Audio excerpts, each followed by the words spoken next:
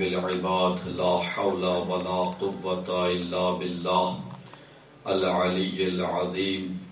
أعوذ بالله من الشيطان اللعين الرجيم. بسم الله الرحمن الرحيم. الحمد لله الذي اسمه دواء وذكره شفاء وطاعته غنى. هو الذي هدانا لهذا وما كنا لنهتدي لولا أن هدانا الله. لقد جاءت رسل ربنا بالحق والصلاة والسلام والتحية والإكرام على سيد الأنبياء والمرسلين خاتم النبيين رحمة للعالمين المخاطب طه وياسين جد الحسنين سيد الكونين مولانا ومقتدانا أبي القاسم محمد وعلى آله الطيبين الطاهرين المعصومين المنتجبين المنتخبين الذين قال الله تبارك وتعالى في حقهم وفي شأنهم إنما يريد الله ليذهب عنكم الرجس أهل البيت ويطهركم تطهيرا. لا سيما بقية الله الأعظم أرواحنا له الفداء واللعنة الدائمة على أعدائهم أجمعين من يوم ظلمهم إلى قيام يوم الدين. أما بعد فقد قال الله سبحانه وتعالى في كتابه الكريم وهو أصدق الصادقين وقوله الحق. بسم الله الرحمن الرحيم. فضل الله المجاهدين على القائدين أجرا عظيما. صلى الله على محمد وآل محمد. عزیزان محترم، قرآن شریف کی آیہ کریمہ کی جس میں ارشاد رب العزت ہے کہ اللہ نے فضیلت دی ہے مجاہدوں کو قائدوں پر، اور یہ ایسی فضیلت ہے کہ ہر عقل سلیم بھی اس کو تسلیم کرتی ہے کہ مجاہد کی فضیلت بدرج اولا زیادہ ہے بنسبت اس قائد کے، اس شخص کے کہ جو نیک ہے، جو اللہ کا مقرب بندہ ہے، عابد بھی ہے، زاہد بھی ہے، عارف بھی ہے، سب کچھ ہے، لیکن وہ تنہائی میں ہے، وہ اکیلا ہے، وہ موٹیویٹ نہیں کرتا دوسروں کو. اس کی مذمت نہیں کی گئی ہے. مطلب یہ نہ سمجھ لیجیے گا کہ ایسے لوگوں کی مذمت کی گئی ہے. سماج میں رہتے ہیں، لوگوں کے ساتھ اٹھنا بیٹھنا بھی ہوتا ہے، اور خود بھی پاک و پاکیزہ زندگی گزارتے ہیں، اپنا ایک سسٹم بنائے ہوتے ہیں،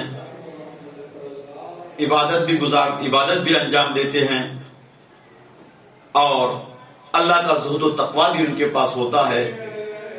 بس فرق یہ ہے کہ وہ دوسروں کے لیے ایک موٹیویشن کا کام نہیں کرتے، یا وہ دوسروں کو اس انداز میں امر بالمعروف اور نہی عن المنکر نہیں کرتے جس طرح سے کرنا چاہیے. مجاہد اس کے برعکس کیا ہے؟ دوسری طرف سے مجاہد کیا کرتا ہے؟ مجاہد زاہد بھی ہوتا ہے، عابد بھی ہوتا ہے، عارف بھی ہوتا ہے، پاک و پاکیزہ بھی ہوتا ہے، سماج میں بھی رہتا ہے، لوگوں کے درمیان بھی رہتا ہے، ہر کام میں شریک بھی ہوتا ہے. اس کے ساتھ ساتھ وہ اپنے رفتار و گفتار و کردار سے دوسروں کے لیے ایک نمونہ بنتا ہے، دوسروں کے لیے ایک موٹیویشن کا باعث بنتا ہے، دوسروں کے لیے ایک جذبہ دیتا ہے، دوسروں کو راستہ دکھاتا ہے. تو ظاہر سی بات ہے خود بھی نیک ہے، دوسروں کو بھی نیکی کی دعوت دیتا ہے، خود بھی عالم ہے، دوسروں کو بھی اپنے علم سے فیضیاب کرتا ہے، خود بھی عارف ہے، دوسروں کو بھی عرفان کی دعوت دیتا ہے، خود بھی اللہ کی عبادت کرتا ہے، دوسروں کو بھی اللہ کی عبادت کی طرف دعوت دیتا ہے. یعنی خود بھی اچھا ہے، دوسروں کو بھی اچھائی کی طرف کھینچ کر لاتا ہے. تو ایسا انسان ہر عقل سلیم کہتی ہے کہ وہ زیادہ بہتر. بلکہ جو لوگ انداز میں زندگی گزارتے ہیں کہ خود بھی پاک و پاکیزہ، خود بھی عارف، خود بھی عابد، خود بھی اللہ کے مقرب اور دوسروں کے لیے بھی نمونہ بنتے ہیں، تو ظاہر سی بات ہے ایسے لوگوں کو اللہ کہتا ہے کہ تیرے لیے میں نے خاص فضیلت رکھی ہے، تیرا مقام ایک خاص ہے۔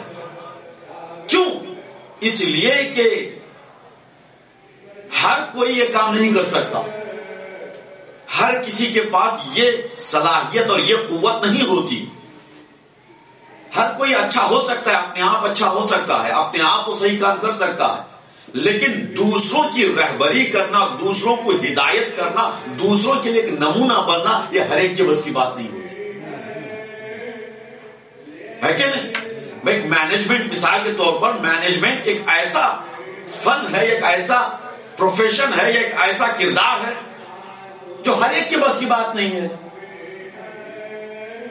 مثال دیتا ہوں، اس دنیا میں ہی لے لیجئے MBA فار ایگزامپل، اچھی ڈگری مانی جاتی ہے، ایک اچھا پروفیشن مانا جاتا ہے، لیکن اگر آپ غور کریں گے MBA والا کسی خاص سبجیکٹ میں ماسٹر نہیں ہوتا، آپ کو پتا ہے ایک سبجیکٹ کا ماسٹر نہیں ہوتا، لیکن اس کے پاس ایسے ماسٹرز کو مینج کرنے کی قوت مل جاتی ہے، بڑے بڑے سائنسدانوں کو مینج کرنے کی اس کے پاس صلاحیت پیدا ہوتی ہے، مینجمنٹ سکل اس کے پاس اتنی زیادہ ہو جاتی ہے۔ تو لہذا جو لوگ، ہر کوئی مجاہد نہیں ہو سکتا، ہر کوئی قائد نہیں ہو سکتا، ہر کوئی قیادت نہیں کر سکتا، تو اسی لیے تو علامہ اقبال نے کہا نا کہ ہزاروں سال نرگس اپنی بے نوری پہ روتی ہے، کہ ایک ہوتا ہے گلشن میں گلزار ایک، اور اس کے لیے ہزاروں سال کا انتظار کرنا پڑتا ہے، اذان محترم ہر دور میں۔ لیکن افسوس کی بات یہ ہے کہ لوگ یا خود تو وہ صلاحیت نہیں رکھتے، لیکن ایسے لوگوں کو سمجھنے میں بھی دیری کر دیتے ہیں، ہے نا؟ افسوس کی بات یہاں پر ہوتی ہے۔ چلیں میرے پاس وہ صلاحیت نہیں ہے، مجاہدت کی صلاحیت میرے پاس نہیں ہے، ہو سکتا ہے میرے پاس نہ ہو، لیکن مجھے کوشش اتنی کرنی چاہیے کہ ایسے مجاہد، ایسے قائد، ایسے رہبر، ایسے پیشوا اور ایسے رہنماؤں کو پہچانوں، بموقع پہچانوں، موقع پہ پہچانوں، نہ کہ وقت کے گزر جانے کے بعد اس کے بعد پچھتاوا رہ جائے گا، کاش کہ ہم کرتے، کاش کہ ہم کرتے، کاش کہ ہم سمجھتے۔ مثال دیتا ہوں، خود میں نے آپ بہت سے دیکھے، اپنی ہی قوم کی بات کر رہا ہوں، دوسرے قوموں میں جانے کی بھی ضرورت نہیں ہے، اپنی ہی قوم کی بات کرتا ہوں۔ کچھ سال پہلے ایک عظیم قیادت ملی تھی ہمارے قوم کے لیے، ایک عظیم قیادت، بے سابقہ اور بے نظیر قیادت ملی تھی، ایک امام خمینی کی شکل میں۔ دیکھیے تقلید کا معاملہ یہاں پہ نہیں چھڑ رہا ہوں، تقلید چاہے کسی کی کر لے، میں یہاں پہ دعوت دینے کے لیے آیا ہوں کہ فلاں مجتہد کی تقلید کریں، اس لیے کہ یہ آپ کا فرض ہے۔ تقلید کے معاملے میں کوئی مجبور نہیں کر سکتا کہ آپ فلاں مجتہد کی ہی تقلید کریں، فلاں مجتہد کی ہی تقلید کریں، نہیں، یہ آپ پر ڈیپینڈ کرتا ہے۔ آپ خود تحقیق کریں، آپ خود پہچانیں کہ مجھے کس مجتہد کی تقلید کرنی چاہیے۔ آپ مثال کے طور پر اس وقت عالم دورہ آیت اللہ سیستانی ہے، الحمدللہ اگر آپ سمجھتے ہیں کہ وہ آپ کے لیے بہتر ہے، ان کی تقلید کیجئے، کوئی حرج نہیں۔ اگر آپ کی صلاحیت، آپ کی تحقیق نے کہا کہ نہیں آیت اللہ خامنہ کی تقلید کرنی چاہیے، الحمدللہ سبحان اللہ، آپ آیت اللہ خامنہ کی تقلید کیجئے۔ اگر آپ کی تحقیق نے اور آپ کے علم نے، آپ کے تحقیقات نے یہ کہا کہ نہیں مجھے جو ہے نا آیت اللہ جوادی عاملی کی تقلید کرنی چاہیے، چلے ان کی تقلید کیجئے۔ آپ کی تحقیق نے کہا ناصر مکارم شیرازی کی تقلید کرنی چاہیے، چلے ان کی تقلید کیجئے۔ یہاں بحث تقلید کی نہیں کر رہا ہوں، قیادت ایک الگ چیز ہے۔ تو اسی طرح سے ہمارے زندگی کی بات کر رہا ہوں، میں گزشتہ بہت پرانی بات نہیں کر رہا ہوں۔ ایک عظیم ترین قیادت ملی تھی خمینی کے نام پر، اس وقت کچھ لوگوں نے مخالفت بھی کی کہ نہیں کی، بہت ساری مخالفتیں، صرف لفظ امام پر ہی بہت سے اختلافات ہوئے ہماری قوم کے درمیان۔ اب جب ان کی وفات ہو گئی، وہ وفات پا چکے، گزر چکے، میں نے اپنے ان کانوں سے ہی جو لوگ اس زمانے میں مخالفت کر رہے تھے اس وقت کہنے لگے بڑا عظیم شخص تھا، وفات کے بعد یہ کہنے لگے کہ بڑا عظیم شخص تھا, آئندہ کو سمجھتا تھا کہ ہمارے قوم کو کس ڈائریکشن میں لے جانا چاہیے, اس کو سمجھتا تھا. وقت گزر چکا, جب کرنا چاہیے تھا, جب ان کی قیادت کو قبول کرنا چاہیے تھا. اللہ اکبر. اب میں کیا کروں, پھر وہی مثال دیتا ہوں. آپ نے اس کو دیکھا ہوگا, وہی سیریل جو تھا نا مختار نامہ, بڑا اچھا سیریل ہے, اس لیے میں کبھی کبھی مثالیں دیتا ہوں اس کی. اس میں آپ نے سلیمان کے بارے میں دیکھا ہوگا, توابین میں سے ہے نا سلیمان. اس میں حضرت مختار, بہرحال کیریکٹر کو آپ بھول جائیے, اس چہرے کو مت لائیے. حضرت مختار کا یہ جملہ ہے واقعی میں. حضرت مختار نے کہا تھا کہ سلیمان مخالفت میں تھے پہلے, قیام کے بارے میں بھی وغیرہ, یہاں تک کہ ان کا نظریہ یہ تھا جب امام حسین علیہ السلام کا قیام ہوا تھا اور جنگ کربلا ہوئی تھی, تو انہوں نے, وہ مجتہد تھے, باقاعدہ مجتہد, انہوں نے کہا کہ میرا اجتہاد یہ کہتا ہے کہ اس وقت جنگ میں نہیں پڑھنا چاہیے. انہوں نے فتویٰ دیا تھا کہ میرا اجتہاد یہ کہتا ہے کہ اس وقت جنگ کے معاملے میں نہیں پڑھنا چاہیے. تو حضرت مختار جملہ کہتے ہیں کہ دیکھو اس کی عقل اتنی نہیں ہے, اس کو 10 سال بعد سمجھ میں آئے گی بات کہ قیام حسینی کیا تھا اور یزید ملعون کیا ہے, شمر کیا ہے, عبید اللہ ابن زیاد کیا ہے, یہ 10 سال بعد سمجھیں گے. اور وہی ہوا, واقعہ کربلا ہو چکا, شہادتیں ہو چکی, بے کسی کے عالم میں امام حسین شہید کر دیے گئے, سیدانیاں اسیر ہو چکی. یہ سارے واقعات گزرنے کے بعد, یہ سارے واقعات کا علم ہوا تو توبہ کی. توابین تبھی سے شروع ہوئے نا, توابین کا یہ, پھر اس کے بعد انہوں نے قیام بھی کیا اور شہید بھی ہوئے. ایسا نہیں کہ شہید نہیں ہوئے, توبہ کیا, خدا انشاءاللہ یقیناً ہم یقین ہے کہ اس لیے وہ شہادت انہوں نے پیش کر دی, اپنی جانیں دے دی, اس کے بعد تو خدا نے ان کی توبہ قبول کی ہے انشاءاللہ. لیکن اگر وہی چیز, وہی فہم, وہی فراست, وہی سیاست زمانے امام حسین کے قیام کے وقت ہو گئی ہوتی تو زہرا کے لال کے لیے کچھ اور سپاہی مل جاتے, اور حمایتی مل جاتے, اور اصحاب مل جاتے. تو لہذا بموقع اپنے رہبر کو پہچاننا بھی ایک کمال ہے, آسان نہیں ہے, کوشش کرنے کی ضرورت پڑتی ہے اذان محترم, اتنا آسان نہیں ہے. لہذا اللہ نے کہا کہ بھائی اپنے رہبر کو پہچانو, اپنے ایسے قائدوں کو پہچانو, تاکہ تم اپنی زندگی میں کامیاب ہو جاؤ. نہ صرف اس زندگی میں, اس دنیا کی زندگی میں, بلکہ آخرت میں بھی کامیابی ملے گی. صلوات پڑھیں محمد وعلی محمد.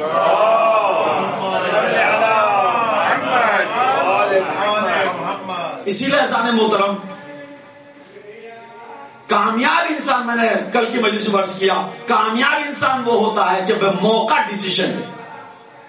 اور ایک اسٹرانگیسٹ مینیجر کس کو کہا جاتا ہے, ایک اسٹرانگیسٹ سی ای او کس کو کہتے ہیں, پاورفل سی ای او, پاورفل مینیجر, پاورفل کس کو کہتے ہیں, کہا کہ وقت پر صحیح فیصلہ لینے والا, لینے کے ڈیسیشن ٹالتا رہے, ڈیسیشن ٹالتا رہے, ڈیسیشن ٹالتا رہے, وہ پھر مینیجر کہاں سے رہ گیا پھر. مینیجر اس کو کہتے ہیں کہ خاص طور پر جب بحرانی حالت ہو, کرائسس کا ماحول ہو, کرائسس آ جائے, کوئی کسی بھی طرح کی کرائسس کی بات کر لیں. اگر ایک مثال دیتا ہوں, آئی ٹی مینیجر ہے for example. I T manager وہ اسٹرانگ اور پاورفل آئی ٹی مینیجر کہا جاتا ہے کہ جب دیکھا کہ ایک ہی مرتبہ سسٹم فلاپ ہو گیا, سسٹم کریش ہو گیا. بھائی بڑی کارپوریشن کی بات کر رہا ہوں, ایک چھوٹی سی آفس گھر پہ بنانے والی بات نہیں کر رہا ہوں. ایک بڑی کارپوریشن ہے جو آج کل اتنا ڈیپینڈ, ہر کمپنی, چھوٹی سی چھوٹی کمپنی بھی آئی ٹی پہ اتنا ڈیپینڈ ہو چکی ہے. کیا آپ سمجھ لیں, بڑی کارپوریشن ہے, اس کا آئی ٹی مینیجر ہے, سسٹم کریش ہو گیا. تو اس وقت, اس لمحہ, یہ نہیں کہ میں کل تک سوچوں گا, میں پرسوں تک سوچوں گا, رات بھر سوچوں گا. اگر ایسا کرتا ہے تو وہ کمپنی تو ٹھپ ہو گئی. ایک دیکھیں آج کا, میں پھر دوبارہ معافی چاہتا ہوں کہ میں بازار اور مارکیٹ وغیرہ کی باتوں میں آ جاتا ہوں کبھی کبھی, لیکن ہے رہنا تو انسان کو جو ہے نا وقت کے تقاضے کے حساب سے رہنا چاہیے, ورنہ پیچھے رہ جائیں گے. ایک جملہ کسی کوئی پولیٹیشین کہہ دیتا ہے تو مارکیٹ کیا ہوتا ہے, دیکھیں آپ حرکت کیسے ہوتی ہے. دیکھا آپ نے کل پرسوں کی بات ہے, پاؤنڈ جو ہے 6-10% گر گیا دھڑا سے, 10% یعنی ویلیو گر جانا. مثال کے طور ایسے ہوتے ہیں, مثال کے طور کہہ رہا ہوں کہ جب ایسا ماحول ہوتا ہے تو جو ڈیسیشن فوراً لے اور صحیح لے وہ کامیاب مینیجر مانا جاتا ہے، کامیاب انسان مانا جاتا ہے. کہا کہ ڈیسیشن صحیح موقع پر، پہلے تو وقت پہ ڈیسیشن لیا جائے اور صحیح ڈیسیشن لیا جائے، ورنہ ایک غلط ڈیسیشن خود کی زندگی بھی تباہ کر سکتا ہے. اگر وہ کمپنی کے لیے ہے تو وہ کمپنی بھی ٹھپ ہو سکتی ہے، کمپنی بھی تباہ ہو سکتی ہے ایک غلط ڈیسیشن کی وجہ سے. یہی تو وجہ ہے نا. دیکھیں بھائی کوئی کسی کمپنی کا سی ای او غلط ڈیسیشن لے لیا یا اس نے ریزائن کر دیا تو اس کے مارکیٹ اس کے شیئر جو ہے نا کس طرح سے گر جاتے ہیں دھڑا دھڑ سے. اگر وہی ایک اپوائنٹ ہوتا ہے تو پھر اس کے شیئر بڑھنے لگتے ہیں کسی اور کمپنی کے. کو پتا چلا کہ ڈیسیشن میکر بہت امپورٹنٹ ہوتا ہے. تو ہم کو چاہیے اپنی زندگی کے لیے بھی صحیح ڈیسیشن لیں، صحیح موقع پر ڈیسیشن لیں، تعلل کا شکار نہ ہو، لیزینس نہ ہو، اور اس کے ساتھ ساتھ مظہری معاملات میں بھی صحیح موقع پر ڈیسیشن لینے کی ضرورت ہوتی ہے. اللہ نے اسی لیے کہا کہ ہم نے فضیلت دی ہے ایسے لوگوں کو جو تمہیں صحیح راستہ دکھانے والے ہیں، تمہارے رہبر بننے والے ہیں، تمہارے جو ہے نا رہنمائی کرنے والے ہیں. عزیزان محترم، میں جملہ ابھی مصائب تو بالکل ابھی کافی ٹائم ہے لیکن جملہ آیا تو بتاتا ہوں. جب امام حسین علیہ السلام نکل رہے تھے تو بہت سو نے کہا تھا کہ مولا آپ وہ کام کریں آپ کی جان بچ جائے گی، مولا آپ ہندوستان چلے جائیں، مشورہ تھا آپ ہندوستان چلے جائیں آپ کی جان بچ جائے گی، مولا آپ کربلا نہ جائیں فلاں جگہ چلے جائیں آپ کی جان بچ جائے گی. تو مولا کا کیا جملہ تھا پتا ہے؟ اس لیے ڈیسیشن کہنا ڈیسیشن. مولا کا جملہ تھا تم میری جان بچانے کی بات کر رہے، میں تو اسلام کو بچانے کی بات کر رہا، میں جان بچانے کی بات نہیں کر رہا ہوں.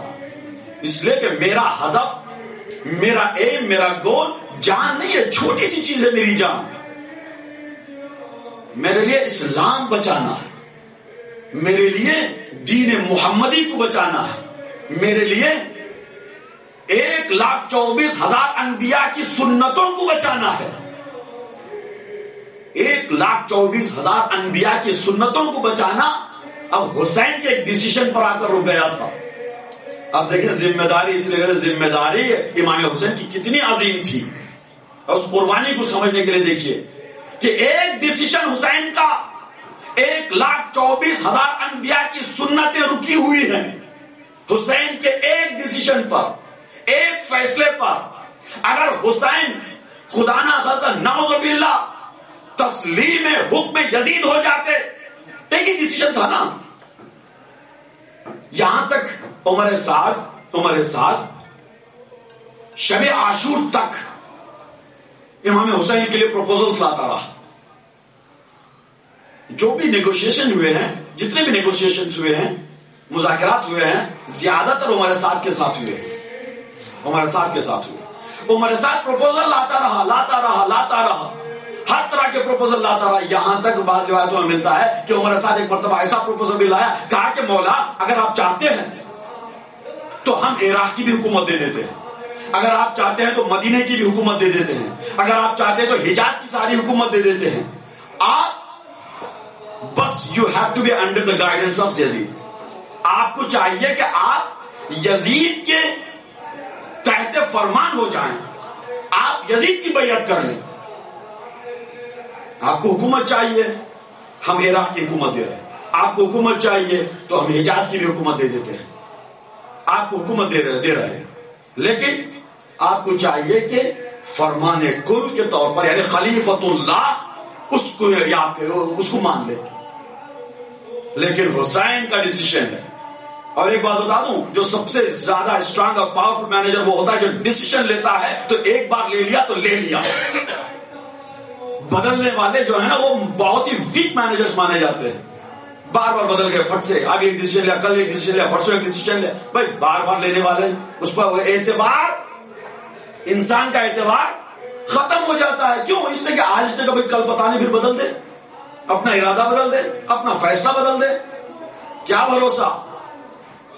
اب حسین وہی جملہ دہرا رہے ہیں، وہی ڈیسیشن لے رہے ہیں، وہی فیصلہ سنا رہے ہیں جو فیصلہ مکے میں لیا تھا، جو فیصلہ مکے میں دیا تھا، جو مدینے میں دیا تھا، وہی فیصلہ کر رہے ہیں کہ مثلی یبایو، مجھ جیسا مجھ جیسا یزید جیسے کی بیعت کرے گا.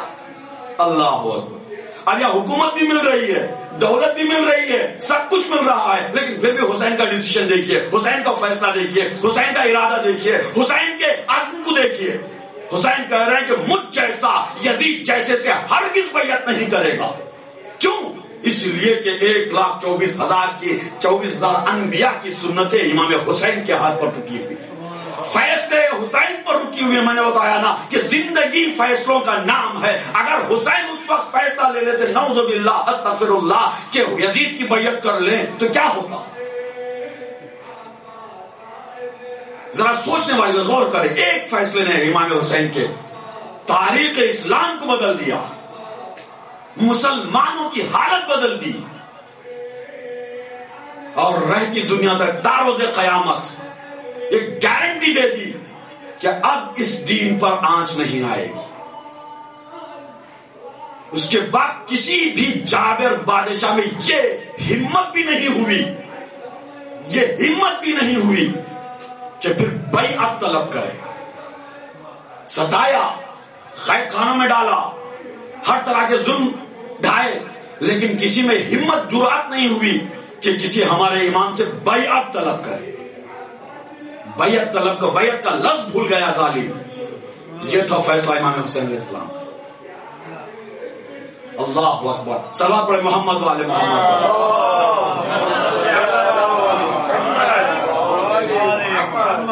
تو حضرات محترم, فیصلہ چاہیے, فیصلے سے پہلے تحقیق چاہیے, فیصلے سے پہلے پریپریشن کی ضرورت ہوتی ہے, آمادگی کی ضرورت ہوتی ہے. فیصلہ لینے سے پہلے تیاری کی ضرورت ہوتی ہے, جانکاری کی ضرورت ہوتی ہے, معرفت کی ضرورت ہوتی ہے, سمجھنے کی ضرورت ہوتی ہے, تحقیق کی ضرورت ہوتی ہے. ایسے ہی آنکھ بند کر کے تو کوئی فیصلہ نہیں لے گا. اور جتنا مسئلہ حساس ہوتا جائے گا, جتنا فیصلہ لینا حساس ہوتا جائے گا, اتنا ہی پریپریشن کی ضرورت ہوتی ہے.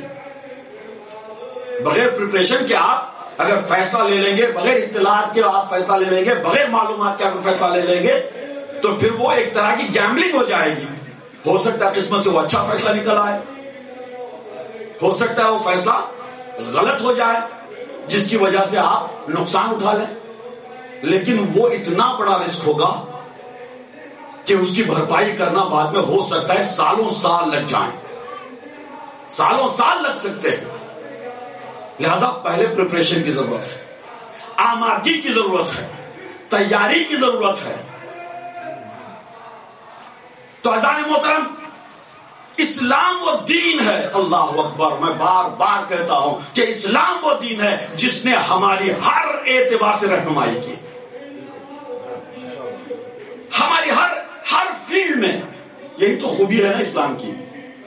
یہ جو لوگ کہتے ہیں کہ بھائی اسلام اسٹیٹ اور پولیٹک, ان جنرل کہوں کہ اسٹیٹ پولیٹکس کو مذہب سے الگ رہنا چاہیے, یہ بہت سے عام جملے ہیں. یہاں تک کہ ہمارے بعض قدیم علماء بھی اس نظریے کو رکھتے ہیں کہ بھائی ہر چیز کیسے الگ کرے. میرا سوال ہے, کیسے الگ کرے؟ کیا آپ کا الگ کر سکتے ہیں؟ بزنس سے الگ کریں آپ, یا تو آپ مسلمان رہ کر بزنس کریں, یا پھر آپ اسلام کو بھول کر آپ اپنا بزنس کر لیں. کیوں؟ جو بزنس آپ کرنے جا رہے ہیں یا تو حلال ہے یا حرام ہے کہ نہیں؟ بزنس شروع کرنے سے پہلے آپ کو دیکھنا پڑے گا کہ نہیں کہ حلال ہے یا حرام ہے. یہاں تک کہ آپ شیئر مارکیٹ میں کسی کمپنی کے شیئر خرید رہے ہیں تو اس کمپنی کے بارے میں تحقیق کریں کہ وہ کمپنی کرتی کیا ہے. نعوذ باللہ کوئی الکوہل بنانے والی کمپنی نہ ہو, نعوذ باللہ کوئی ایسے لیب کے سامان بنانے والی کمپنی نہ ہو. اگر ایسی کمپنی میں آپ نے انویسٹ کر دیا تو کہا کہ آپ حرام میں انویسٹ کر رہے ہیں, آپ شامل ہو رہے ہیں. سمجھ رہے ہیں؟ تو آپ بتائیں کیسے الگ کریں گے اپنے بزنس سے اسلام کو, دین کو؟ ہرگز نہیں کر سکتے. دین کا معنی ہمارے ہر روز مرہ کے مسائل میں دین دخیل ہے. اور الحمدللہ خدا کا شکر ہے کہ اسلام نے صحیح رہنمائی بھی کی ہے ہر جگہ پر. اس لیے کہا کہ کونوا امتا وسطا, کونوا امتن وسطا. کیا مطلب؟ کہ کہا کہ تم درمیانہ راستہ اختیار کرو, درمیان میں رہو, نہ اس طرف ایکسٹریم ہو جاؤ نہ اس طرف ایکسٹریم ہو جاؤ, نہ دنیا کو چھوڑ کر صرف دین کرتے رہو یا صرف دین کو چھوڑ کر دنیا کرتے رہو, بلکہ بعض امور میں دنیا کو اختیار کرو, بعض امور میں دین کو اختیار کرو, بیلنسڈ لائف رکھو. ایک مرتبہ امام جعفر الصادق علیہ السلام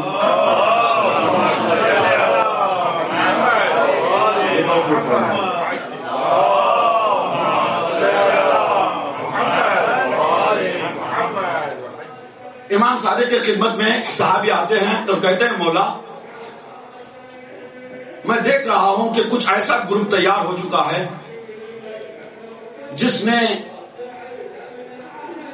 صبح سے شام تک اعتکاف کیا ہوا ہے مسجد میں اعتکاف کر رہے ہیں, نمازیں پڑھ رہے ہیں, سجدے کر رہے ہیں, تلاوت قرآن کر رہے ہیں. اور میں کچھ ایسے لوگوں کو بھی دیکھ رہا ہوں کہ وہ نہ مسجد میں آتے ہیں, نہ نمازیں پڑھتے ہیں, نہ روزہ رکھتے ہیں, کچھ نہیں, بس وہ دنیا داری میں لگے ہوئے دونوں طرف. یا اس طرف ہیں جو اعتکاف معتکف بنے ہوئے ہیں, یعنی صبح سے شام اللہ, صبح سے شام بس اللہ کر رہے ہیں, نہ ان کو یہ پتا ہے کہ بیوی بچے کیا کھا رہے ہیں, نہ ان کے رہنے سہنے کا انتظام, بس اللہ کی عبادت کرنا ہے, اللہ کی عبادت کرو, اللہ. افسوس میں معذرت چاہتا ہوں یہاں پر یہ کہنے کے لیے, کچھ ہمارے نادان لوگ ایسے لوگوں کی تعریف زیادہ کرنے لگے ہیں آج کل, ان کو مقدس سمجھنے لگے ہیں. یعنی بدبو آ رہی ہوتی ہے جسم سے, سنیے بابا پیر, جسم سے بدبو آ رہی ہوتی ہے. تسبیح اتنی بڑی, چھوٹی بھی تسبیح نہیں ہوتی, بڑی موٹے دانوں والی تسبیح, مخصوص لباس پہنے ہوئے, لمبی داڑیاں رکھے ہوئے. میں تو کہوں گا اگر پانی کا قطرہ بھی سر پہ پڑے نیچے آنے تک وہ کالا دانا بن جائے گا. جسموں سے بدبو, لمبی داڑیاں, موٹے دانوں والی تسبیح, اور سب کو دکھانا چاہیے, یوں ہاتھ یوں رہے گا تاکہ وہ تسبیح کے دانے سب کو دکھائی دے, اور زبان پہ صرف استغفر اللہ, الحمدللہ, استغفر اللہ, سبحان اللہ ہی رہے گا. بھائی کیا کام ہے, کھانا کہاں سے کھاتے ہو؟ بس ہمارے پیروکار ہیں, ہمارے ایسے مرشد ہیں جو ہمیں کھانا بھی دے دیتے. پیسہ کہاں سے آ رہا ہے, بیوی بچے کیا کر رہے ہیں؟ اگر ہم تو اللہ کی عبادت کرنے والوں میں سے. بھائی جب ہمارا مولا, اللہ اکبر, ذرا غور کیجئے عزیزان محترم, میرا مولا کتنا نمونہ ہے ہمارے لیے. میرا مولا جو رات بھر عبادتوں میں گزارنے والا, ہزار تکبیروں کی آوازیں مولا کے گھر سے آتی تھی, ایسا مولا رات بھر عبادتوں میں گزارتا ہے, لیکن دن بھر یہودی کے باغ میں جا کر مزدوری کر کے بتا رہا ہے میرا چاہنے والا ایسا ہونا چاہیے کہ دن میں کام کرے اور وقت پہ نماز پڑھے, وقت پہ آپ سارے عبادتیں انجام دے, نہ کہ صرف مسجد کے کونے میں بیٹھ کر تسبیح لے کر بیٹھ جائے, اللہ کہتا رہے. تو عزیزان محترم یہ ایکسٹریمزم ہمارے میں ہے ہی نہیں, بلکہ ہم تو کہتے ہیں کہ ہمارے دین کا معنی ہی اعتدال ہے. بیلنسڈ لائف گزارنے کا نام ہمارا دین ہے. بلکہ ہمارے ایک استاد تھے, سنیے کہتا ہوں, ہمارے استاد تھے, وہ کہتے تھے کہ خیرات کرو, لوگوں کی مدد کرو, بہت اللہ ثواب دے گا, اس لیے کہ وہ اللہ کے مخیب بندے ہیں, اللہ کے خلق کیے ہوئے بندے ہیں, ایسے لوگوں کی مدد ضرور کرو. لیکن پتہ نہیں ان کا ایک نظریہ تھا جو مجھے بہت اچھا لگا. وہ کہتے ہیں کہ لیکن جو بندہ مذہب کا سہارا لے کر آپ سے مانگے, سنیے فرق ہے مانگنے میں. ایک انسان ہے, وہ مجبور ہے, مثال کے طور پر بیمار ہے, بیٹی کی شادی ہے, ماحول ایسا بن چکا ہے دنیا بھر میں, اب ہم اس ایک شخص سے تو نہیں کہہ سکیں گے کہ بھائی آپ تم لوگ خرچ مت کرو, فلاں چیز مت خرچ کرو, دعوت مت کرو, کھانا مت کھلاؤ, وہ نہ کرو, یہ نہ کرو, جیز مت دو, ایسا تو نہیں کہہ سکتے, ایک شخص سے تو نہیں کہہ سکتے. ماحول بن گیا ہے, معاشرہ ایسا ہو چکا ہے, لیکن اس کی حالت ایسے کہ خود بیمار ہے, بیماری کے باوجود بھی وہ حتی المقدور کام بھی کرتا ہے, لیکن اتنا اس وہ بنا لیتا ہے کہ وہ خود کھا لے پی لے, اپنے بیوی بچوں کے رہنے سہنے کا انتظام کرے. لیکن کچھ ایسا ایکسٹراڈنری خرچے آ جاتے ہیں, مثال کے طور پر کچھ ایسی بیماری نعوذ باللہ کسی پر لاحق ہو گئی کہ جس کا خرچہ بڑھ جاتا ہے، ایکسٹرا آرڈینری خرچہ ہو جاتا ہے، یا بچے کی شادی، لڑکی کی شادی آ گئی مثال کے طور پر، یا اسی کے بچے کی کچھ ایجوکیشن کے معاملہ آیا، مثالیں دے رہا ہوں، بہت سی ایسی مثالیں ہو سکتی. اب وہ ایکسٹرا خرچ ہے جو وہ برداشت نہیں کر سکتا. اب وہ آ کے سیدھے سادے کہہ رہا ہے کہ بھائی دیکھو میں فلاں شخص ہوں، بیمار ہوں، فلاں بیماری ہے مجھے، اگر بیمار بھی نہیں ہے فرض مثال کے طور پہ، لیکن وہ اتنی قابلیت رکھتا ہے کہ کسی کمپنی میں چھوٹا موٹا کام کر رہا ہے، اتنی تنخواہ ملتی ہے کہ وہ کھا پی کر اپنا گھر سنبھالے. لیکن اب ایکسٹرا خرچ آ گیا اسے، بچے کی تعلیم کا ہوا، بیماری کا ہوا، یا شادی کا ہوا، یا کچھ اس طرح کے خرچے آ گئے. وہ یہ نہیں کر رہا کہ بھائی میں سید ہوں، میں بڑا نمازی ہوں، میں قرآن پڑھتا ہوں، میں آپ کے مرحومین کے لیے وہ کروں گا، آپ کو دعا دوں گا، آپ کو وہ کروں گا، یہ کروں گا، آپ میری مدد کریں. اب یہ دہائی جو دے رہا ہے نا، یہ یہاں پہ ارادہ خطرناک ہو جاتا ہے. استاد کہتے تھے کہ دیکھو ایسا شخص جو مذہب کی دہائی دے کر آپ سے مانگے تو وہاں احتیاط برتو، احتیاط برتو. اگر کوئی شخص ہے واقعی اپنی مجبوری بتا کر مانگ رہا ہے، میں مجبور ہوں، یہ دیجیے، ضرور دیجیے، بے انتہا دیجیے، جتنا آپ دے سکتے ہیں دیجیے. بہرحال عزیزان محترم، ان تمام چیزوں میں ذرا غور کرنے والی بات ہے کہ ہمارے مذہب میں ایکسٹریمزم نہ اس طرف ہے نہ ایکسٹریمزم اس طرف ہے. نہ اس طرح سے ہم بالکل مذہبی ہو جائیں کہ دنیا کو چھوڑ دیں، یا اس طرف سے دنیاوی اتنا دنیاوی ہو جائیں کہ بالکل دین کو چھوڑ دیں. کہا کہ نہیں، بالکل نہیں. تو وہی صحابی آ کر امام جعفر صادق سے کہتے ہیں کہ میں 2 طرح کے گروپ ہو گئے ہیں. بولا کیا کریں؟ اللہ اکبر. دیکھیے میں نے شاید کسی انہی دوران کسی مجلس میں کہا تھا کہ اگر ہم ہر سال ایک حدیث پر عمل کر لیں، ایک حدیث پر، تو آج تک اگر میں 40 سال کا ہوں، 50 سال کا ہوں، تو 50 احادیث پر اگر میں عمل کر لیتا تو آج میں ایک نمونہ بن چکا ہوتا. میں اپنی ذات کے لیے کر رہا ہوں، آپ کے لیے نہیں کر رہا ہوں. آپ ماشاءاللہ بزرگ ہیں، آپ ماشاءاللہ پرہیزگار، عابد، زاہد سب ہیں. میں اپنے لیے کہہ رہا ہوں، اس ممبر سے کہہ رہا ہوں، میں اعتراف کر رہا ہوں. اگر میں سال میں ایک ایک حدیث پر مکمل عمل کر لیا ہوتا تو آج میں نمونہ عمل بن چکا ہوتا. ٹھیک ہے؟ تو میں آج جو ذکر کر رہا ہوں یہ میرے لیے، اپنے لیے بھی، اپنا، میرے لیے، میرے بچوں کے لیے، یہاں پہ بیٹھے میرے بچوں کے لیے، آپ کے، میرے دوستوں کے لیے بتا رہا ہوں. یہ بہترین حدیث. اللہ اکبر. تو کیا فرما رہے ہیں کہ بھائی 2 گروہ ہو چکے ہیں، مولا کیا کریں، کیسی زندگی گزاریں؟ اللہ اکبر. مولا فرماتے ہیں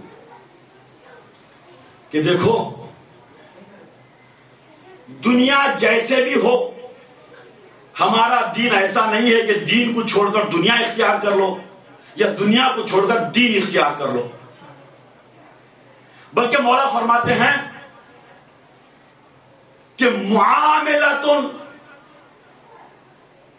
کہ جو معاملات ہیں، امور ہیں، دنیا کے امور ہیں، دینی امور ہیں، ان ساری چیزوں کو تنظیم کرنے کے لیے کچھ پرنسپلز بنانا پڑے گا.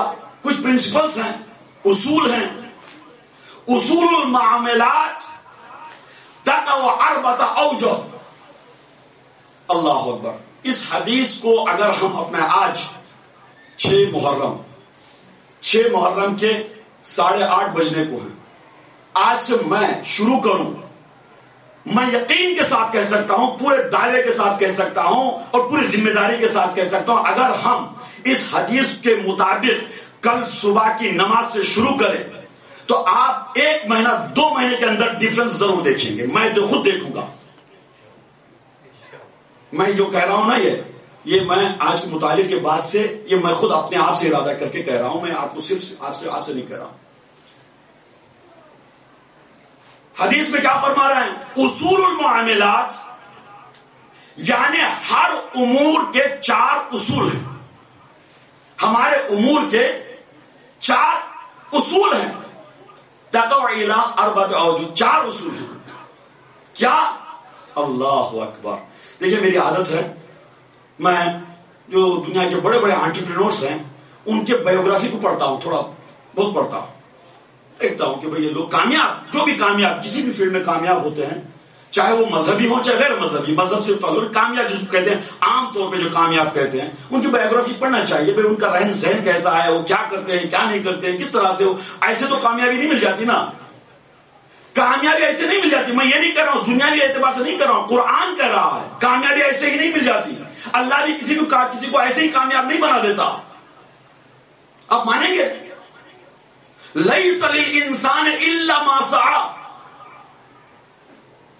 جو بچے امتحان دینے والے, جو بچے یونیورسٹی جا رہے ہیں, جو لوگ کام و کاج میں ڈے ڈریمنگ کرتے ہیں کہ صرف اللہ مجھے دے دے, اللہ مجھے بڑا بنا دے, اللہ مجھے وہ ترقی دے دے, اللہ مجھے وہ کر دے, اللہ مجھے کامیاب کر دے, جو کہہ دے کہ بھئی اے اسٹار مجھے گریڈ مل جائے, میں جو نا فلاں یونیورسٹی میں ایڈمیشن لے لوں, فلاں بڑا بڑا عہدہ مل جائے مجھے, فلاں چیز میں مل جائے. یہ ڈے ڈریمنگ ہے, ڈے ڈریمنگ وداؤٹ ایکشن.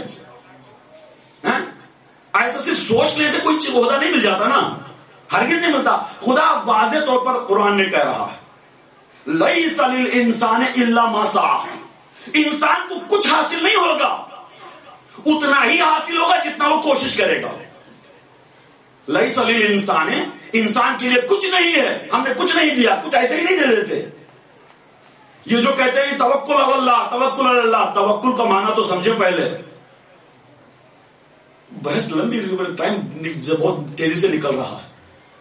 توکل علی اللہ, میں ایک واقعہ بتا دیتا ہوں آپ کو, پھر میں آتا ہوں دوبارہ اس حدیث کی طرف. توکل کے سلسلے میں ایک صحابی رسول بڑے نیک, ظاہر سی بات ہے عرب میں اونٹ یا اونٹنی اس طرح کی چیزیں سواریاں ہوتی تھی. اب وہ اونٹنی کے ساتھ آئے, دیکھا کہ وقت ہو رہا ہے, تو اونٹنی کو لایا مسجد کے سامنے, ایسے ہی چھوڑ کر اندر چلے گئے, مسجد کے اندر چلے گئے. جب چھوڑ رہے تھے اونٹنی کو, انہوں نے کہا کہ توکل اللہ, اللہ پر توکل, میں نیک کام کے لیے جا رہا ہوں. سنیے, احمقانہ توکل کی بات کر رہا ہوں, نیک کام کے لیے جا رہا ہوں, رسول سے ملاقات کے لیے جا رہا ہوں, رسول کا خطبہ سننے کے لیے جا رہا ہوں, رسول کے پیچھے نماز پڑھنے کے لیے جا رہا ہوں. اب اس سے نیک کام اور کیا ہو سکتا؟ میں نیک کام کے لیے توکل اللہ. اونٹنی کو ایسے ہی چھوڑ کر ہم چلے گئے. اچھا, خطبہ ہوا, نماز ہوئی, سب کچھ ہوا, ملاقات ہوئی, باہر آتے ہیں دیکھیں اونٹنی نہیں ہے. اونٹنی نہیں ہے. شکایت لے کر رسول کے پاس جاتے ہیں, یا رسول اللہ, میں تو نیک ارادہ کر میں نے نہایت نیک ارادہ کر کے, آپ کی ملاقات کا ارادہ کر کے, آپ کے خطبے کو سننے کا ارادہ کر کے, آپ کے پیچھے نماز پڑھنے کے لیے, نیک سے نیک اعمال بجا لانے کے لیے میں نے اللہ پر توکل کیا, اور اونٹنی کو چھوڑ کر میں اندر آیا. اب اونٹنی نہیں ہے, میں کیا کروں؟ رسول اللہ نے فرمایا غلط توکل کیا تو نے غلطی کی. کہ یا رسول اللہ یہ کیا بات؟ کہا کہ اگر اونٹنی کو گرا باندھتے, گھان باندھتے, کسی درخت یا کسی شے سے باندھ دیتے, پھر اللہ سے کہتے کہ کوئی چرا کر نہ لے جائے, کوئی لے کر نہ جائے, تب میں کہتا تھا کہ تو نے صحیح توکل کیا. بس ایسے ہی تو نے توکل کر لیا. دیکھیں حماقت. اس کا مطلب کیا ہے, اس کا نتیجہ کیا نکل رہا ہے؟ ہماری پوری کوشش ہونی چاہیے, ہماری کوشش ہونی چاہیے. اللہ اکبر, اللہ اکبر. خدا تعالیٰ کیا کہتا ہے قرآن میں؟ لَإِن شَكَرْتُمْ لَأَزِيدَنَّكُمْ وَلَئِن كَفَرْتُمْ إِنَّ عَذَابِي لَشَدِيدٌ. قرآن کی آیت کیا ہے کہ اگر تم ایک قدم آگے بڑھاؤ گے, ایک کام کرو گے, ایک چیز اچھی کرو گے, تو لَأَزِيدَنَّكُمْ, اور تم شکریہ کے ساتھ اللہ کا شکریہ بجا لاتے ہوئے ایک نیک کام کرو گے, تو میں اس کام کو بڑھا دوں گا.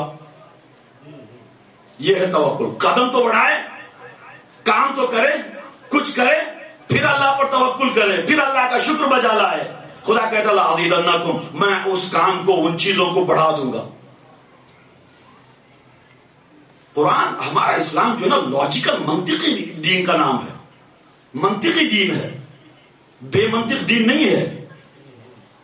اندھے بن کر اندھی تقلید کرنے والا دین کا نام نہیں ہے ہمارا مذہب, بالکل لاجیکل. بہرحال تو کیا کہہ رہا تھا, عرض کر رہا تھا کہ لوگ دو طرح کے, ایکسٹریم اس طرف, ایکسٹریم اس طرف, ایکسٹریم آئے ہم اس حدیث پر عمل کرنے کی کوشش کریں جو آج میں کہنے جا رہا. میں نے عرض کیا کہ ہر انٹرپرینور کی جو ہے نا, بہت سے انٹرپرینورز کے میں نے بایوگرافی پڑھی, اور سب میں ایک کامن چیز میں نے دیکھی, سب میں بلا ناغا، کوئی ایسا نہیں ہے جو ایسا نہیں کرتا. کیا ہے؟ وہ الگ صبح اٹھنے والوں میں سے ہوں گے، مالدار ہیں، پیسہ بہت ہے ان کے پاس، اگر آفس نہ بھی جائیں، دیکھیے جو اچھائی ہے وہ بیان کرنا، چاہے وہ کافر ہو چاہے وہ کوئی کیوں نہ ہو. اس لیے حضرت علی کیا فرماتے ہیں؟ فرماتے ہیں کہ یہ دیکھو کیا کہہ رہا ہے، یہ مت دیکھو کہ کون کہہ رہا ہے. ہمارے لیے اچھائی حاصل کرنا چاہے وہ کسی کے پاس بھی کیوں نہ ہو بہت اچھی بات ہے. پہلی چیز ان میں کیا ہوتی ہے کہ وہ الگ صبح اٹھنے کی عادت رکھتے ہیں، اور اٹھنے کے اس میں کیا ہوتا ہے، اس کے بعد وہ اپنے پرسنل ہیلتھ کا خیال کرتے ہیں. کوئی جم جاتا ہے، کوئی واک پہ جاتا ہے، کوئی جاگنگ کرتا ہے، کچھ نہ کچھ، یعنی اپنا، بلکہ یوں کہوں کہ اپنے زندگی، اپنے روز کی ٹائمنگ کو وہ باقاعدہ سے ڈیوائڈ کیے ہوتے ہیں اور ڈسپلین ہوتے ہیں. ڈسپلین، جس وقت پہ جو کام کرنا ہے وہ کریں گے. یہ نہیں کہ آج چھٹی ہے وہ سو جاؤ، آج میٹنگ ہے تو جلدی اٹھو، آج میٹنگ نہیں ہے یا یونیورسٹی جانا ہے، یونیورسٹی میں کوئی آج لیکچر نہیں ہے تو چلو 10 بجے تک سو جاؤ. نہ، ڈسپلین، جو ہم نے اٹھنا ہے جس وقت اسی وقت اٹھیں گے. ٹھیک ہے، ڈیوائڈ. اللہ اکبر، میں سمجھتا ہوں شاید انہوں نے یہ امام جعفر کا حدیث پر ہی عمل کیا ہوگا کہ زندگی کو 4 حصوں میں تقسیم کیا. ایک حصہ اللہ کی عبادت کے لیے. اللہ اکبر. امام جعفر صلی اللہ علیہ وسلم فرماتے ہیں دیکھو تمہارے لیے کامیاب زندگی چاہتے ہو، اگر تم اپنی زندگی کو کامیاب بنانا چاہتے ہو تو اپنی زندگی کو، اپنے وقت کو 4 حصوں میں تقسیم کر لو. آپ شروع کریں آج سے، دیکھیں آپ کی زندگی میں تبدیلی آئی کہ نہیں. شروعات چھوٹی چھوٹی چیزوں سے ہونی چاہیے، اور کوئی بھی چیز میں نے کہا نا کہ آٹومیٹک نہیں آ جاتی. کبھی اپنے آپ کو زور ڈالنا پڑتا ہے، اپنے آپ کو جو ہے نا پریشرائز کرنا پڑتا ہے، اپنے آپ کو جو ہے نا انجام دینے کے لیے تھوڑا سا محنت کرنی پڑتی ہے، اور جسم کو جو ہے نا آمادہ کرنا پڑتا ہے. ایک مرتبہ آمادہ ہو جائے تو پھر ساری چیزیں خود بخود ہونے لگتی ہیں. 4 حصوں میں تقسیم کیجئے. مولا فرماتے ہیں کہ معاملۃ اللہ، معاملۃ النفس، وہ معاملۃ الخلق، وہ معاملۃ الدنیا. یعنی کیا فرما رہے ہیں؟ فرما رہے ہیں کہ اپنے امور کو، اپنے روزمرہ کی زندگی کو 4 حصوں میں تقسیم کر لو. ایک حصہ اللہ کی عبادت کے لیے رکھو. اللہ اکبر. اب سنیں، صبح اٹھے، صبح اٹھا 5 بجے کا وقت ہی رکھ لیں، مثال کے طور پہ بتا رہا ہوں. 5 بجے ہر دن 5 بجے اٹھا، نماز پڑھی، نماز پڑھنے کے بعد کچھ تلاوت قرآن کر لی، 2-4 آیتیں صحیح، 5 آیتیں صحیح، 10 آیتیں صحیح، جتنا ممکن ہو سکے قرآن کی تلاوت کی، کچھ ترجمہ کیا، کچھ وقت رکھے، 10 15 20 منٹ 25 منٹ کا وقت رکھا. ایک حصہ اللہ کی عبادت کا ہو گیا. آغاز دیکھیں کتنی تراوری اور کتنی جو ہے نا اپنے آپ میں شادابی پیدا ہونے کے لیے. میں نے کل کی مجلس میں کہا کہ خاص طور پر اہل بیت کا ماننے والا ڈپریشن میں جا ہی نہیں سکتا. ڈپریشن اس کے سامنے آ ہی نہیں سکتا. کیوں؟ اس لیے کہ اس کے لیے ایسے بہترین سامان فراہم ہے. پریشان ہوا، ڈپریشن کیوں آتا ہے؟ پریشانی کی وجہ سے. پریشان ہوا ہے کہ صبح اٹھے سجدہ ریز ہو جائے، اللہ کی بارگاہ میں گفتگو شروع کر لے، اپنی ساری باتیں اللہ کے سامنے رکھ دے. تو امام فرما رہے ہیں اپنے ایک حصے کو اللہ کی عبادت کے لیے رکھ دو. صبح اٹھا باقاعدہ، چاہے مجھے دکان پر جانا ہے کہ نہیں، چاہے مجھے آفس میں جانا ہے کہ نہیں، مجھے جو ہے نا کوئی کام کرنا ہے کہ نہیں، بہرحال ڈسپلن کی ضرورت، بہت اشد ضرورت ہوتی ہے. اللہ کی عبادت کر لی. عبادت کرنے کے بعد اس کے بعد دوسرا حصہ کیا فرماتے ہیں؟ معاملۃ النفس. اب اپنے لیے پہنچو، اپنی صحت کے لیے تیاری کرو. اللہ اکبر. دیکھیے ہمیں فخر اس لیے کرنا چاہیے کہ ہمارے رہبر، مثال کے طور پر بھائی بتائیں، ہم زیادہ بزی ہیں، آیت اللہ خامنی زیادہ بزی ہیں؟ جو اپنے ملک کو نہیں بلکہ دنیا کے لاکھوں کروڑوں مسلمانوں کی رہبری کر رہے ہیں، وہ زیادہ بزی ہیں. میں نے ان کے روزمرہ کی جو نا شیڈول دیکھا، روزمرہ کا شیڈول دیکھا، وہ بھی ہر حالت میں، اللہ صبح تو ہر مجتہد، ہمارے مجتہد تو ویسے اٹھتے ہی ہیں، لیکن ان کی سب سے بڑی خوبی بتا رہا ہوں. جس طرح سے اس میں امام جعفر صلی اللہ علیہ وسلم نے فرمایا نا کہ معاملۃ النفس، اللہ کی عبادت کے لیے ایک وقت رکھا، اور اس کے بعد اپنی صحت کے لیے، اپنی باڈی کے لیے، اپنے جسم کے لیے، اپنی جان کے لیے، اپنے لیے بھی کچھ وقت دو. تو آیت اللہ خامنئی اس عمر میں بھی، اس وقت بھی، اتنے بزی شیڈول کے باوجود بھی وہ باقاعدہ سے ایکسرسائز بھی کرتے ہیں، وہ باقاعدہ ماؤنٹینئرنگ کے لیے بھی جاتے ہیں، وہ کلائمبنگ کے لیے جاتے ہیں. آپ کو دیکھیے، ماننے والے مولا کے معنی صرف ہمارا دین سننے سنانے کے لیے نہیں ہے. میں کیا کروں، وقت آج نکل رہا. ہمارا دین سننے سنانے کے لیے نہیں ہے. اتنی تقریروں کی، یعنی یوں کہہ لیں کہ بارش ہو رہی ہے ہمارے پاس الحمدللہ. اسی لندن میں ہو سکتا ہے آپ حضرات ایک مجلس کر کے دوسری مجلس میں آئے ہو، یا تیسری ہو سکتا ہے، تیسری بھی ہو، اور اس کے بعد بھی پتہ نہیں آپ کتنی مجلسوں میں جائیں گے. بہت اچھی بات ہے. لیکن دیکھیں کہ ہم نے کون سی حدیث پر عمل کیا ہے، کتنی حدیثوں پہ عمل کیا ہے. تو بہرحال مولا کے ماننے والے اس دنیا میں بھی ایک نمونہ ہے. آیت اللہ خامنئی کی زندگی، خود اپنی ذاتی زندگی کی بات بتا رہا ہوں. اچھا، تو مولا فرما رہے ہیں پہلا حصہ اللہ کی عبادت کے لیے، دوسرا حصہ اپنے نفس کے لیے، اپنی جان کے لیے، اپنی صحت کے لیے، اپنی زندگی کے لیے، اپنی پرسنل. یہاں پہ بیوی بچے بھی نہیں ہیں شامل، نفس کا لفظ استعمال ہوا ہے. یہ نہ سمجھے کہ میں بیوی بچوں کے لیے کروں، نہ، اپنے لیے، خود میرے لیے. اگر ہم ہیں تو تبھی ساری چیزیں رہیں گی نا. خاص طور پہ بھائی ہمارا معاشرہ کچھ اس طرح سے ہے، بلکہ کیا دنیا بھر میں اکثر جو ہے نا میل ڈیپینڈنٹ سوسائٹی ہے. بریڈ فیڈر جو ہے نا وہ میل ہوتے، زیادہ تر کی بات کر رہا ہوں. ایون جو ہے نا ویسٹرن سوسائٹی میں بھی ان کا جو نا آپ ریشیو دیکھیں تو اکثریت ڈیپینڈنٹ ہے.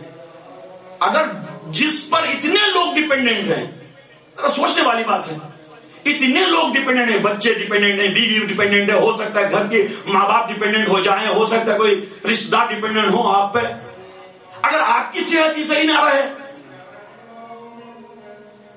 تو لہذا مولا فرماتا ہے کہ آپ اپنی صحت کے لیے بھی وقت دیں، معاملۃ النفس، اپنے نفس کے لیے وقت دیں.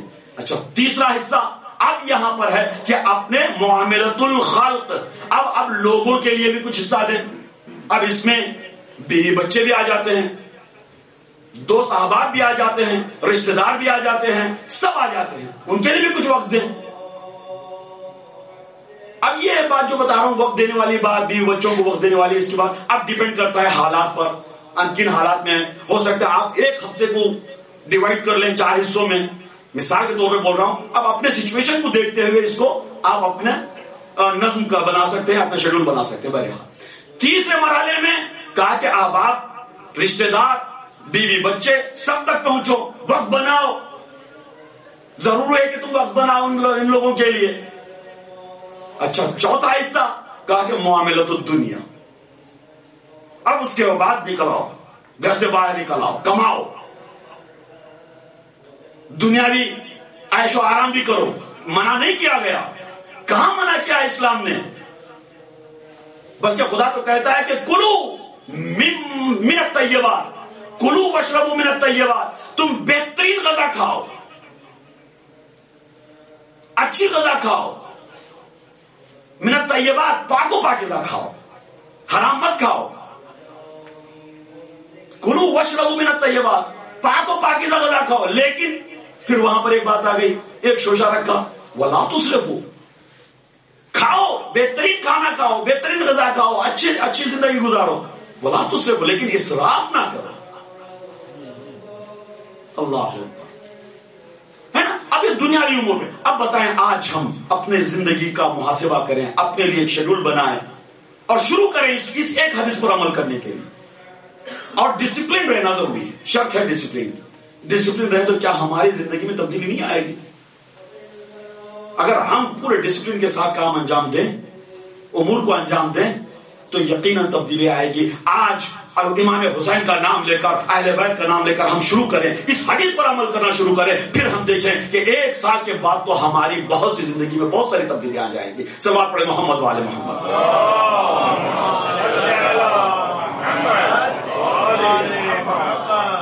تو بہرحال محترم، ہمیں اللہ کا شکر بجا لانا چاہیے.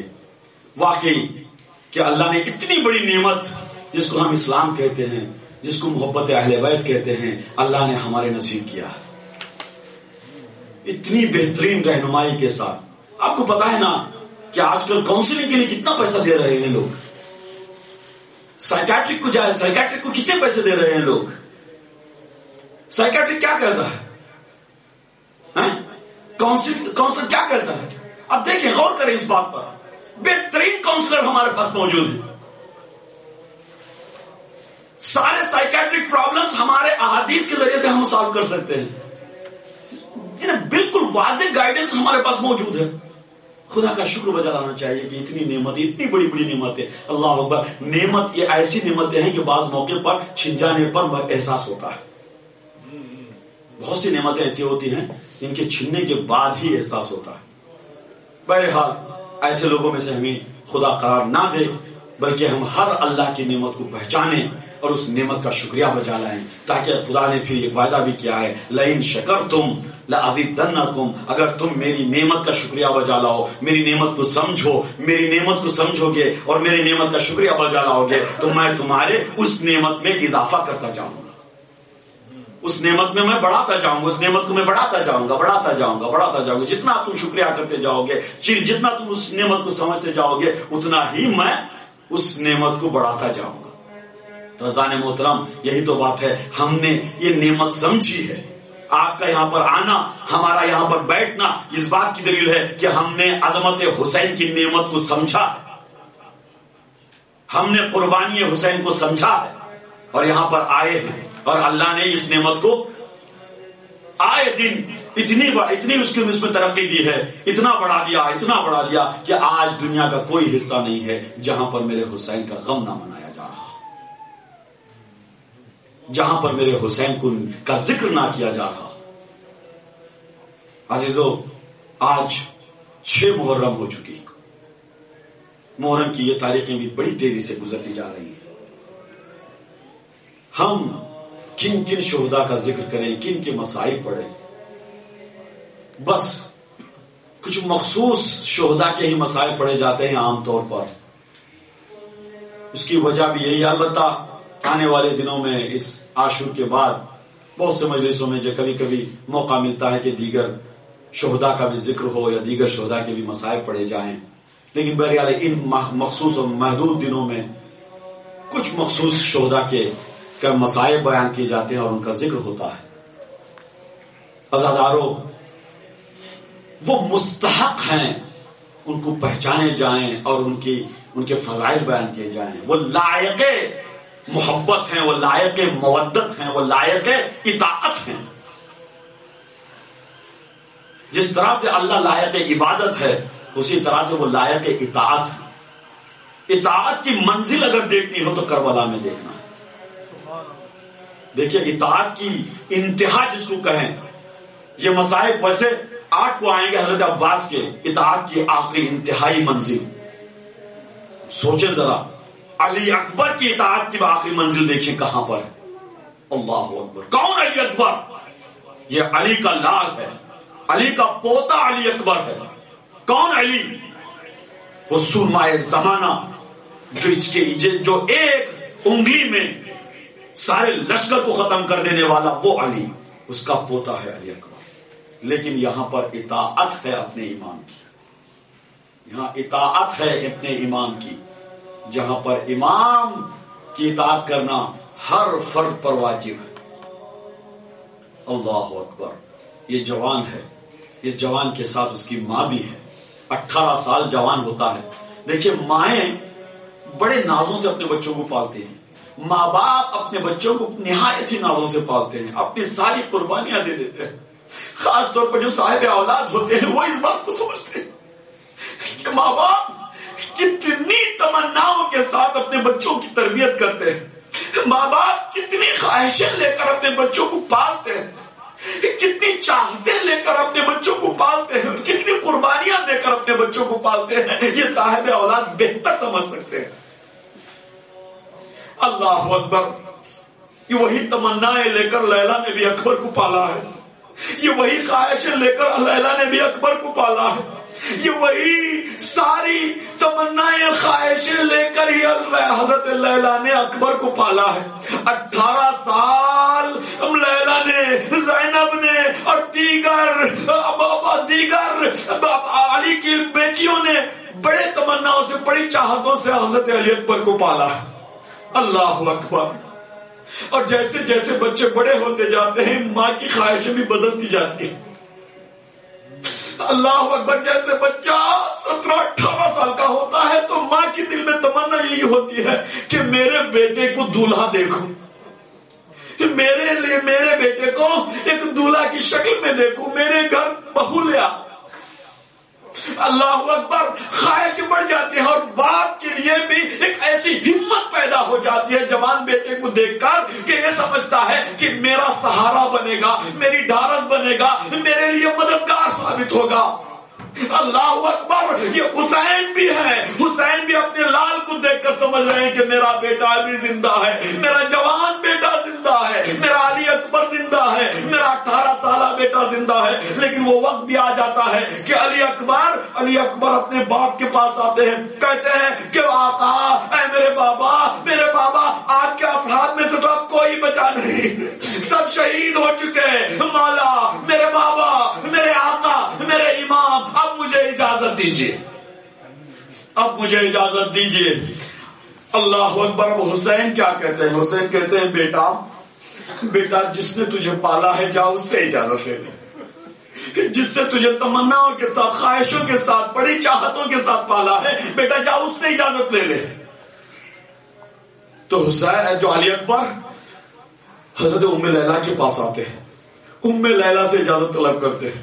ام لیلہ دعائیں دیتی ہے, سجاتی ہے, صحرا پہناتی ہے اور کہتی ہے بیٹا جب میں نے تجھے بخش دیا, میرا دودھ تجھے بخش دیا, بیٹا جا اپنے بابا پہ قربان ہو جا. علی اکبر آتے ہیں, حسین سے کہتے ہیں بابا میں نے اماں سے اجازت لے لی ہے, اماں نے مجھے اجازت دے دی ہے. بڑی خوشی کا اظہار کرتے ہیں. لیکن پھر حسین کہتے ہیں بیٹا ماں نے تجھے پالا ہے, ماں نے تجھے دودھ پلایا ہے, ماں نے بڑی تمناؤں کے ساتھ, بڑے خواہشوں کے ساتھ تجھے پالا ہے. لیکن بیٹا تیری تربیت میں میری بہن زینب کا بہت ہاتھ ہے, بیٹا تیری تربیت میں میری بہن زینب کا بڑا ہاتھ ہے, جاؤ اس سے اجازت لے لے. اب کا علی اکبر اپنی پھوپھی زینب کے پاس جاتے ہیں. پھوپھی زینب سے کہتے ہیں پھوپھی جان کیا مجھے اجازت ہے کہ میں اپنے باپ پر قربانی پیش کر دوں, میں جاؤں ان ظالموں کو قتل کر دوں, ختم کر دوں. اللہ اکبر. زینب کہتی ہے بیٹا علی اکبر بڑی تمنا سے ہم نے تجھے پالا ہے, لیکن جا میں بھی تجھے اجازت دیتی ہوں. ارے لیکن پھر بھی زینب ہے, زینب تیرے خیمہ تک آ جاتی ہے اور بار بار علی اکبر کا وار کر اپنے آپ کو قربان کرنے کی کوشش کرتی ہے, نثار کرنے کی کوشش کرتی ہے. ام لیلہ مصلی بچھا کر دعائیں شروع کرتی ہے, نماز شروع کرتی ہے. علی اکبر حسین کے پاس آتے ہیں, حسین سے کہتے ہیں بابا میں بڑا خوش نصیب ہوں, مجھے اماں نے بھی اجازت دے دی, مجھے پھوپھی اماں نے بھی اجازت دے دی. اللہ اکبر. اب حسین کی حالت سنیے. حسین جیسے ہی سنتے ہیں کہ اب جوان بیٹا بھی مرنے کے لیے جا رہا ہے, تو اپنے ردا کو کمر میں باندھتے ہیں, بیٹے کو سوار سلجھنا کرتے ہیں, پیروں کو رکاب میں دیتے ہیں, تلوار تھما دیتے ہیں, کہتے ہیں بیٹا جا خدا حافظ, میں نے بھی تجھے اجازت دے دی. اب علی اکبر گھوڑے کو ایڑ لگاتے ہیں, گھوڑا آگے بڑھتا ہے. علی اکبر بڑے زور سے میدان کی طرف جا رہے ہوتے ہیں, لیکن اتنے میں کیا دیکھتے ہیں کہ کسی کے آنے کی آہٹ آ رہی ہے, کسی کے آنے کی آواز آ رہی ہے, کسی کے پیچھا کرنے کی آواز آ رہی ہے. گھوڑے کو روک کر مڑ کر دیکھتے ہیں, کیا دیکھتے ہیں کہ ایک ضعیف ہے اپنے کمر پر ہاتھ رکھے ہوئے پیچھے آ رہا ہے. علی اکبر گھوڑے سے اترتے کہتے بابا آپ نے تو اجازت دے دی تھی, آپ پیچھے کیوں آ رہے ہیں؟ اللہ اکبر. علی اکبر کا یہ جملہ سننا تھا. حسین کہتے ہیں بیٹا تو صاحب اولاد ہوتا تو سمجھ سکتا کہ تیرے باپ پر کیوں گزر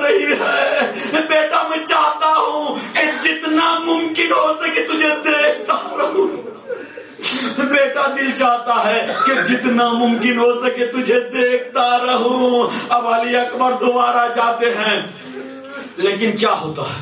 ہوتا یہ ہے کہ حسین ہے، حسین اپنی نگاہیں جمائے ہوئے ہیں علی اکبر پر، علی اکبر پر نگاہیں جمائے ہوئے ہیں. زینب ایک ٹیلا بنائے ہوئے اب وہاں پر کھڑی ہے، اور فضا در خیمہ پر کھڑی ہوئی ہے، اور ماں ام لیلا مصلے پر پڑی ہوئی ہے، مصلے پر ہے. اب یہ سلسلہ ہے کہ ایک دوسرے کو منعکس کر رہا ہے، حالات کو بتا رہا ہے. حسین ٹک ٹکی نگاہوں سے علی اکبر کو دیکھ رہے ہیں، اور زینب حسین کو دیکھ رہی ہے، فضا زینب کو دیکھ رہی ہے، اور ماں مصلے پر ہے. کیا دیکھتے ہیں کہ حسین کا چہرہ ایک مرتبہ متغیر ہو گیا، متغیر ہونا تھا. زینب نے پوچھا فضا کیا بات ہے، فضا کیا بات ہے؟ کہا بھیا بتاؤ خیریت تو ہے. حسین نے کہا بہن زینب خدا خیر کرے، خدا خیر کرے. میرے بیٹے کے مقابل میں بڑا خطرناک ملعون آ گیا ہے. بہن زینب دعا کرنا. اب زینب کا چہرہ دیکھ کر فضا نے ماں تک اطلاع پہنچائی. کہا کہ ام لیلا اکبر کے مقابلے میں ایک سورما آ گیا ہے، بڑا خطرناک ظالم آ گیا ہے. ماں مصلے پر گئی، مصلے پر دعا کر رہی ہے، اے یوسف کو یعقوب سے ملانے والے، میرے علی اکبر کو مجھ سے ملا دے. دعا کے فقرے تمام ہونے تھے، علی اکبر نے اس ملعون کو واصل جہنم کیا. لیکن پیاس کی شدت اتنی تھی کہ ایک مرتبہ خیال آیا کہ شاید ایک گھونٹ پانی کا مل جائے. علی اکبر آتے ہیں، باپ سے کہتے ہیں بابا ایک قطرہ پانی کا مل جائے تو میں اس لشکر کو تہس نہس کر دوں گا. حسین کہتے ہیں بیٹا تم جانتے ہو تمہارا باپ کتنا مجبور ہے، بیٹا تم جانتے ہو کہ تمہارا باپ کتنا مجبور ہے، ایک قطرہ پانی کا نہیں دے پائے گا، ایک قطرہ پانی کا نہیں پلا سکے گا. لیکن اپنی انگوٹھی کو اتار کر بیٹے کے منہ میں دیا. کہا بیٹا اس انگوٹھی کو چوس لو. ایک روایت کہتی ہے، دوسری روایت کہتی ہے بیٹا ذرا قریب آؤ، اپنے منہ کو میری زبان کو اپنے منہ میں لے لو، شاید کچھ نمی محسوس ہو جائے. اپنی میری زبان کو اپنے منہ میں لے لو، شاید نمی ہو جائے. علی اکبر نے اپنا منہ کھولا، حسین کی زبان ابھی زبان قریب پہنچنے والی تھی کہ علی اکبر نے فوراً منہ لے لیا. کہا کہ بابا آپ کی زبان تو مجھ سے زیادہ خشک ہے، بابا آپ کی زبان تو مجھ سے زیادہ خشک ہے. اللہ اکبر. حسین نے کہا بیٹا جاؤ تمہارا دادا آب کوثر پر تمہارا انتظار کر رہا ہے، بیٹا جاؤ. علی اکبر جاتے ہیں. پیاس کی شدت ہے لیکن یہ جوان ہاشمی جوان ہے، علی کا پوتا ہے، حسین کا خون اس کے رگوں میں گھوم رہا ہے. تو علی اکبر جاتے ہیں، وار پہ وار کرتے ہیں. ہمارے ساتھ نے کہا کہ نہیں دیکھو اس کو چاروں طرف سے گھیر لو، ایک طرف سے تیر برساؤ، دوسری طرف سے تلواریں برساؤ، تیسری طرف سے نیزے برساؤ. اللہ اکبر. جب چاروں طرف سے حملے ہونا تھا، اتنے میں ایک ملعون سنان ابن انس نے ایک ایسا تیر مارا، ایک ایسی برچی ماری کہ وہ برچی علی اکبر کے سینے پر آئی. علی اکبر کے سینے پہ وہ برچی لگنا تھا، کیا برچی کی یعنی سینے پہ لگی ٹوٹ گئی. اب علی اکبر ڈگمگا گئے، ذوالجناح پہ ڈگمگا گئے، گھوڑے پر ڈگمگا گئے. لیکن عزیزو عزادارو سب نے حسین کو پکارا، لیکن بیٹا جوان ہے، اپنے بوڑھے باپ کو نہیں پکار رہے ہیں، بس کہہ رہے ہیں کہ علیکہ منی السلام، بابا میرا سلام لے لیجئے، بابا میرا سلام قبول کر لیجئے. اب حسین نے جیسے ہی سنا کمر پہ پٹا باندھا، تو تلوار ہاتھ میں لی، عصا کا دامن عصا کے طور پہ تلوار کو استعمال کیا. اب دیکھتے ہوئے بیٹے کے لاش کے قریب پہنچتے، اللہ دیکھیں ایام عزا ہے، جی بھر کر رو لیجئے. میں تو دعا کرتا ہوں، یہ یقین بھی رکھتا ہوں کہ رومال فاطمہ میں یہ آنسو جگہ پائیں گے اور یہ باعث سے نجات ہو جائیں گے انشاءاللہ. عزادارو اجرکم اللہ، جوان کی شہادت پڑھنا ہے اتنا آسان کام نہیں ہے. کسی میں جرأت نہیں ہے، کسی میں ہمت نہیں ہے کہ ایک جوان علی اکبر جوان کے سارے مصائب پڑھیں، لیکن چیدہ چیدہ مصائب. اللہ اکبر، حسین پہنچ رہے ہیں، حسین پہنچ رہے ہیں. اب جب حسین پہنچنے کی کوشش کر رہے ہیں، دکھائی نہیں دیتا، دکھائی نہیں دیتا. راوی کہتا ہے کبھی حسین گرتے ہیں، کبھی سنبھلتے ہیں، کبھی کہتے ہیں کہ عنابیہ بیٹا تم کہاں ہو، بیٹا تم کہاں ہو، باپ کو دکھائی نہیں دے رہا، بیٹا علی اکبر بتاؤ تم کہاں ہو. اب حسین علی اکبر کے پاس پہنچتے کیا دیکھتے ہیں؟ ارے ایک ہاتھ سینے پر ہے، خون میں لہو لہان بیٹا ہے. ارے اٹھانے کی کوشش کر رہے ہیں اپنے جانور کا باپ. بیٹا خیریت تو ہے؟ کہا بابا سینے میں بہت درد ہو رہا ہے، سینے میں بہت درد ہو رہا ہے. حسین نے کہا کیا بات ہے؟ ہاتھ کو ہٹایا، کیا دیکھتے ہیں کہ پرچی کی انی پھنسی ہوئی ہے. حسین نے آستین الٹ کر ایک ہاتھ حسین کے علی اکبر کے سینے پر رکھا، دوسری ہاتھ پرچی کو رکھا، پرچی نکالنے کی کوشش کر رہے ہیں. شاید علماء کہتے ہیں شاید حسین نے نجف کا رخ کیا ہوگا، کہا ہوگا بابا در خیبر اکھاڑنا آسان ہے، جوان بیٹے کے سینے سے نو کے سینہ نکال. اللہ القوم الظالمین. ارجوکم مولانا حسین. یا حسین، یا حسین، یا حسین، یا حسین، یا